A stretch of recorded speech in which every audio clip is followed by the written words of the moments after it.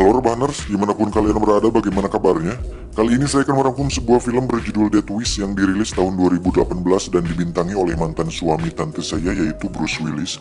Ya udah, tanpa berlama-lama langsung saja kenakan handsfree, simetriskan posisi rebahan, selamat menonton dan adios. Pertumbuhan bulu bau. 911, what is your emergency? I just shot my brother. Tingkat kriminal di kota Chicago telah meningkat dalam beberapa tahun terakhir. Penembakan, pembunuhan, pemerkosaan, dan berbagai tindak kriminal lain. Hampir setiap rumah sakit penuh sesak dengan pasien baru yang mengalami luka tembak, tusukan, bahkan kematian. Dan kisah akan berfokus pada sosok dokter bernama Paul, di mana dirinya hampir setiap hari menangani korban dari kejahatan brutal yang terjadi. His heart stopped. He has lost too much blood. Sorry. Jauh dari wilayah berbahaya dan rawan kriminalitas, Paul sendiri tinggal dengan damai bersama seorang istri dan anak gadis satu-satunya. Memiliki kehidupan yang sejahtera, ekonomi cukup, fasilitas memadai, membuat Paul dan keluarga tidak pernah merasakan efek atau dampak dari kejahatan yang terjadi. Oh my god, I have to text Sophie to see if she got in.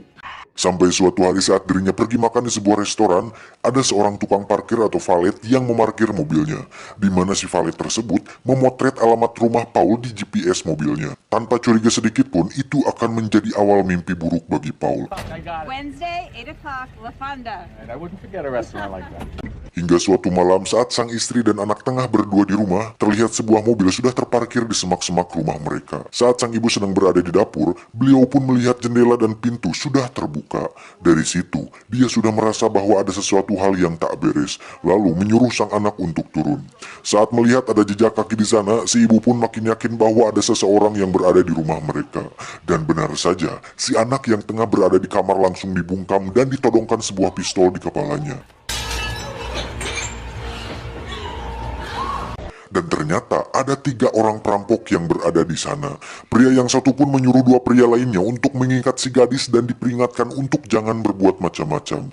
Dia sendiri akan ikut bersama si ibu untuk membuka berangkas dan menggasak semua harta yang ada. Saat si ibu tengah memberikan semua hartanya, di lantai bawah terlihat si pria justru malah memainkan pistolnya di paha si gadis. Beruntung pria yang satunya mengecam tindakan tersebut hingga terjadi sebuah pertengkaran di antara mereka berdua, di mana si gadis memanfaatkan situasi tersebut untuk mengambil pisau dan mencoba melawan mereka berdua. Namun apalah daya, saat si perampok satunya datang, istri Paul dan anaknya pun ditembak saat itu juga. Mengetahui hal itu, Paul pun harus merelakan sang istri tewas dan anak gadis satu-satunya menderita koma. Dengan berat hati, akhirnya sang istri pun dikubumikan. Hingga saat dirinya mengantar sang mertua pulang, dia melihat beberapa orang asing yang tengah masuk ke perkebunannya. Di situ sang mertua mengambil senapan dan menembak mereka untuk menakutinya. Sang mertua pun mengatakan untuk tidak bergantung pada polisi, karena polisi datang ketika tindak kriminal sudah terjadi. Dan jika seorang pria ingin melindungi keluarganya, maka dia harus melakukannya sendiri. Berhari-hari setelah kejadian tersebut, akhirnya Paul memutuskan untuk mendapatkan sebuah senjata demi melindungi dirinya sendiri.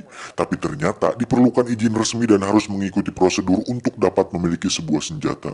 Akhirnya Paul memutuskan untuk pergi dan kembali nanti. Hingga suatu hari saat dirinya sedang menangani pelaku kejahatan yang terluka, tak sengaja pistol yang berada di saku belakang celananya pun terjatuh. Paul pun diam-diam menyembunyikan pistol tersebut untuk kemudian dia akan simpan. Dari situ Paul pun belajar cara menggunakan pistol secara otodidak dari sebuah video.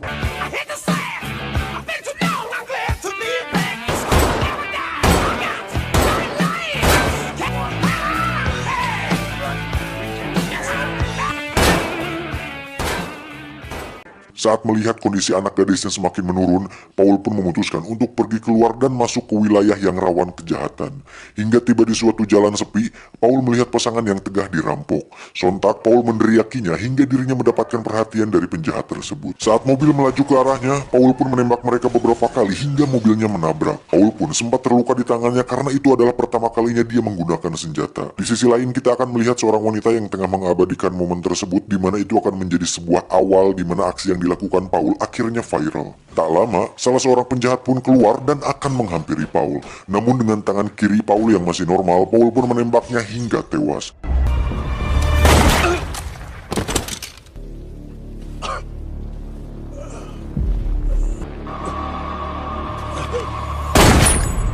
Dan saat menghampiri si menjahat satunya, Paul pun merasakan suatu sensasi puas di mana akhirnya dia bisa melenyapkan sebagian sampah masyarakat di muka bumi ini.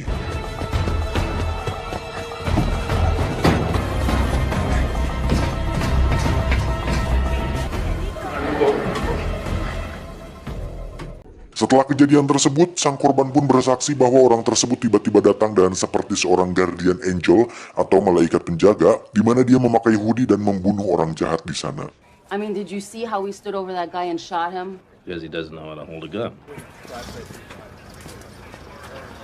Berita tersebut pun dengan cepat menyebar dan menjadi viral di media sosial. Suatu hari saat Paul menangani seorang pasien yang masih anak-anak, dia melihat bahwa anak tersebut tertembak di bagian kaki. Saat ditanya, si anak pun menjawab bahwa hal itu dilakukan oleh seorang pria kulit hitam yang suka menjual es krim di wilayahnya, di mana orang tersebut sebenarnya menjual narkoba dengan berkamuflase sebagai penjual es krim. Bermodalkan alamat si anak, Paul pun secara terang-terangan datang ke sana dengan khas jaket hoodie-nya. Tanpa banyak pikir, Paul langsung menembak beliau di tengah siang bolong.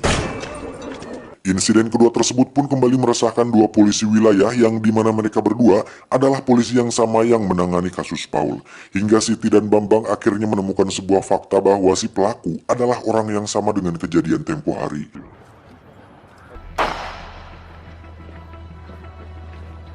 Di sisi lain, Paul pun terus melatih kemampuan menembaknya di garasi rumahnya tersebut. Hingga suatu hari saat dirinya menangani pasien yang terluka, Paul melihat jam tangan istrinya terpasang di lengan kiri si pasien, yang pada akhirnya dia menyadari bahwa orang itu adalah salah satu pelaku pembunuhan istrinya. Setelah pelaku tersebut dinyatakan mati, Paul dengan cepat mencari ponsel si pelaku, kemudian mencari informasi di mana dia bisa mendapatkan pelaku yang lain.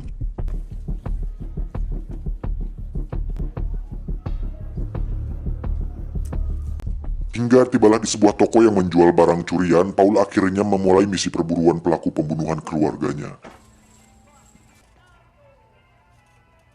Hey, buddy, you can't be back. Ketika sang pemilik toko menyadari bahwa Paul adalah salah satu korban kejahatan teman-temannya, dia langsung menghubungi salah satu pelaku untuk datang ke sana. Dan pada suatu titik ketika si pemilik toko akan mengambil senjata, Paul langsung menancapkan dart di tangannya. Kemudian meminta si pemilik toko untuk menunjukkan di mana barang-barang miliknya disimpan. Dan Paul pun akhirnya bisa mendapatkan kembali cincin miliknya. I hope it was worth it, asshole. Tapi tiba-tiba, salah satu teman pelaku tersebut pun datang kemudian menembak salah sasaran yang mengakibatkan si pemilik toko pun tewas.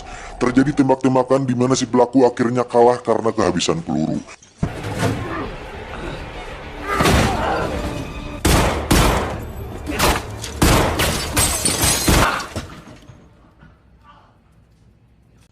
Dengan cepat, Paul mengambil ponselnya untuk mendapatkan pelaku yang lain. Saat lengah tersebut, pelaku berhasil menendang Paul hingga tersungkur ke sudut ruangan yang membuat bola bowling di atas rak menggelinding. Hingga saat si pelaku akan menembak Paul, dirinya justru tewas karena katengar oleh bola bowling tersebut. Dan itulah yang dinamakan apes. Atas insiden ketiga tersebut, pria berhoodie misterius pun semakin hari semakin viral dan menjadi headline news di Chicago. Siti dan Bambang pun datang ke kantor Paul untuk memberitahunya kabar baik bahwa salah satu pelaku pembunuhan istrinya sudah mati. Yang padahal itu semua adalah dilakukan oleh Paul. We did find this ring at the crime scene. My ring. Yeah, that's what we thought. Dengan informasi yang didapat dari ponsel milik teman si pelaku, Paul pun mendatangi pelaku kedua yang merupakan seorang mekanik bengkel, di mana pria itu adalah pria yang menggesek-gesekkan pistolnya ke paha anak gadisnya Paul.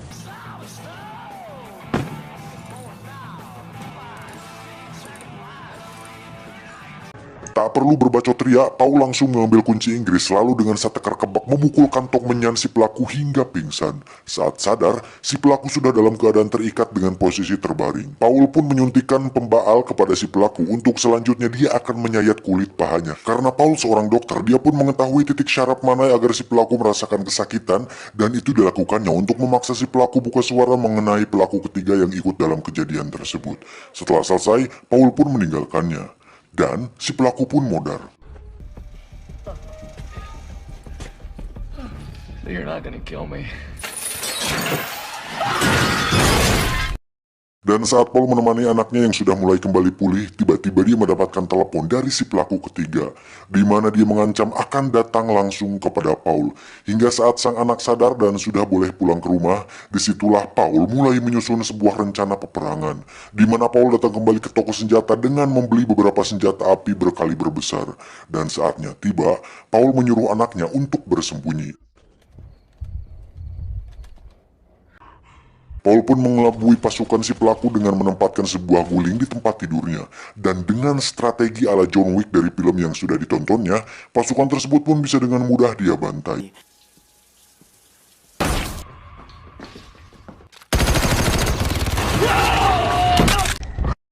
Ketika masuk ke ruang rahasianya, ternyata disitulah si pelaku berada. Paul pun ditembak di bagian samping perutnya, kemudian dengan senjata yang sudah disiapkan di bawah meja, Paul langsung memberondong si pelaku hingga tewas saat itu juga.